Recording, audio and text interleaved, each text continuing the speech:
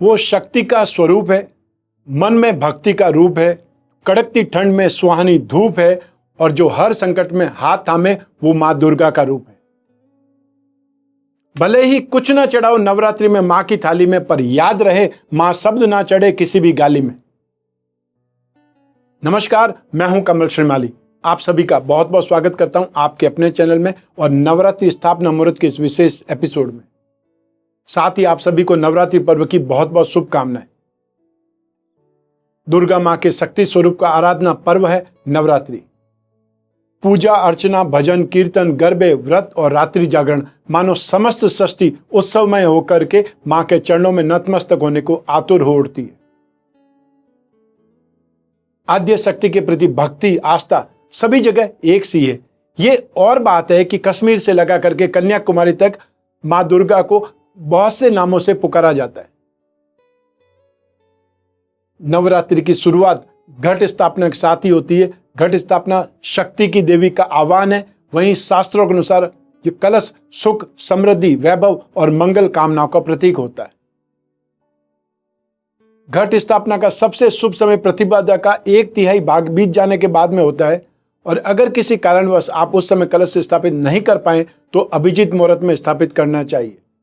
नवरात्रि के 9 दिन इतने शुभ होते हैं कि इन दिनों में कोई भी शुभ कार्य करने के लिए मुहूर्त देखने की जरूरत नहीं पड़ती। इसलिए अधिकतर लोग वाहन, मकान, दुकान आदि इन्हीं दिनों में खरीदते हैं और ऐसे में गाड़ियों के शोरूम भरे दिखाई देते हैं। बाजारों में चहल पहल बढ़ जाएगी।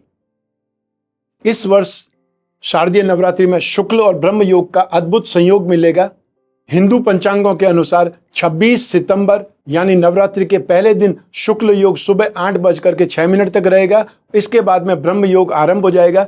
ज्योतिष शास्त्र में शुक्ल और ब्रह्म योग में पूजा करना शुभ फलदायी माना गया है और इस बार नवरात्रि पूरे 9 दिन के कोई भी तिथि का क्षय नहीं है। ये भी शुभ स्थिति है।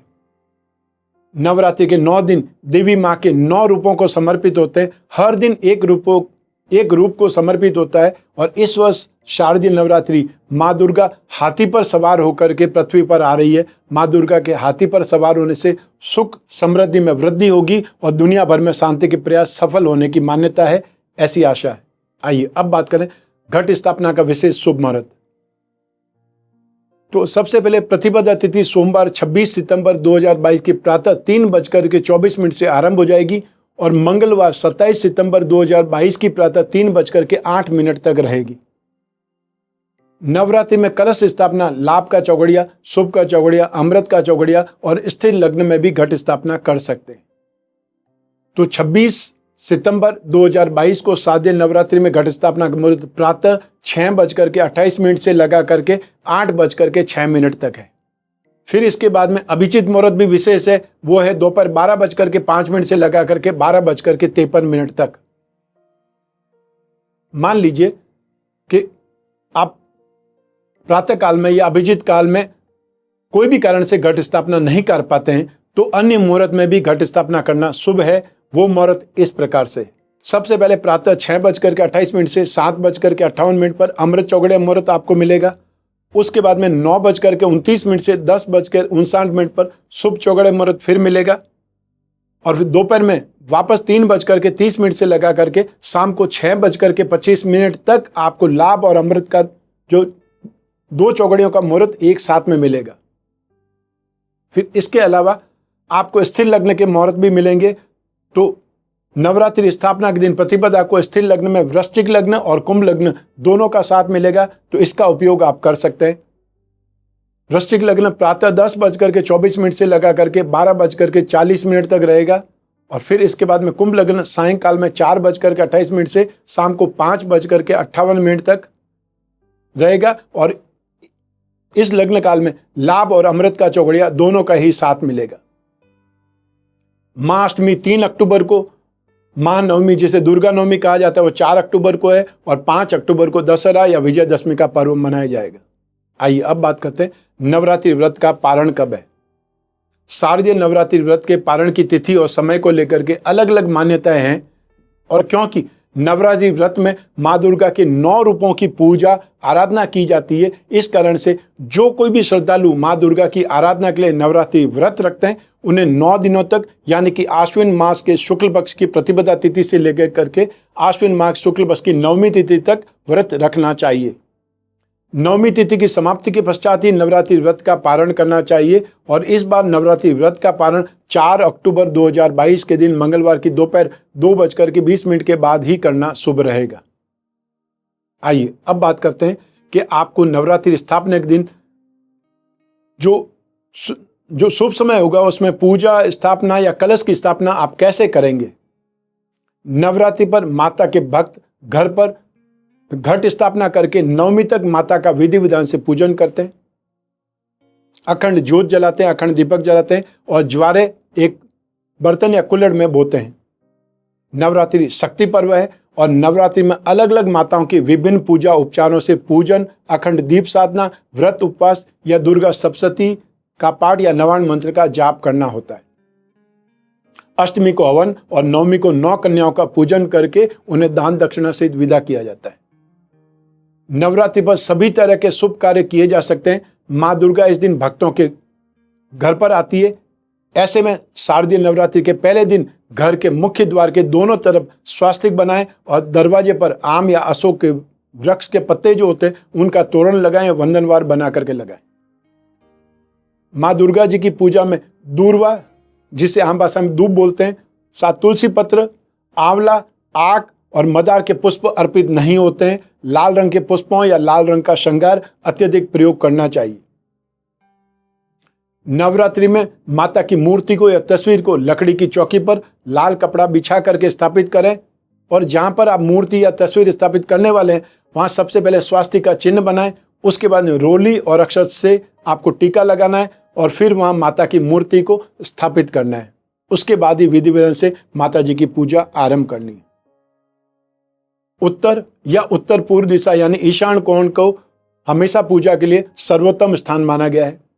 आप भी अगर हर वर्ष कलश की स्थापना करते हैं तो आपको शुभ दिशा में अपना कलश या चौकी रखनी चाहिए या माता की चौकी सजानी चाहिए।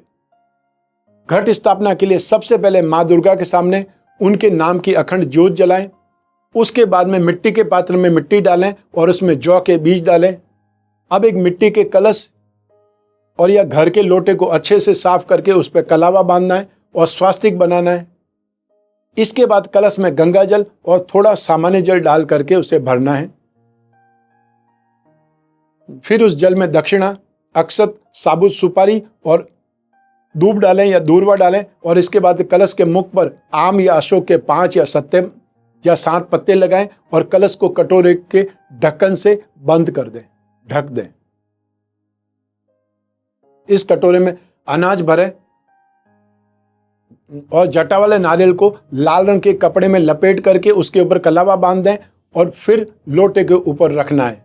अब लोटे के ऊपर कैसे रखना है, शास्त्रों में बताया गया है कि कलश पर नारियल रखते समय इस बात का ध्यान रखना चाहिए कि नारियल का मुंह ऊपर की तरफ हो और साथ ही कलश में जो जौ का पात्र है उसे बीच में रखना है और सभी देवी देवताओं का विशेष रूप से माँ दुर्गा का आह्वान करके आपको कलश का पूजन करना है। फिर कलश स्थापना से लेकर के कन्या पूजन तक आपको फलाहार करते हुए व्रत करना होता है। यदि किन्हीं कारणों से आप प्रत्येक दिन फलाहार पर नहीं रह सकते हैं तो दिन भर व्रत रखें और शाम को माता की पूजा के बाद में शाकाहारी भोजन कर सकते हैं। यदि आप स्वास्थ्य कारणों से व्रत नहीं रख सकते तो फिर सिर्फ उपासना या भक्ति ही करें। इस नवरात्रि में आप अधिक से अधिक घर के सभी सदस्य एक साथ में इस मंत्र का उच्चारण करते हुए जाप करें या हवन करें। यह विशेष मंत्र दुर्गा सप्तशती में सुख, शांति और समृद्धि के लिए दिया हुआ है। मंत्र इस प्रकार है, मंत्र को अच्छे ढंग से सुन लीजिए और उसे कहीं न कहीं रिकॉर्ड करके भी रख सकते हैं। दुर्गे स्मृता हर्षि भीति मशेष जंतो स्वस्थ स्मृता मति मतिव शुभाम ददासी दारिद्र दुख भय हारिणी कात्वदन्या सर्वोपकार करना है सदार्थ चित्ता। मंत्र एक बार फिर से बोल रहा हूं, आप आराम से इसका उच्चारण समझ लीजिए, सुन लीजिए कि आपको कैसे बोलना है।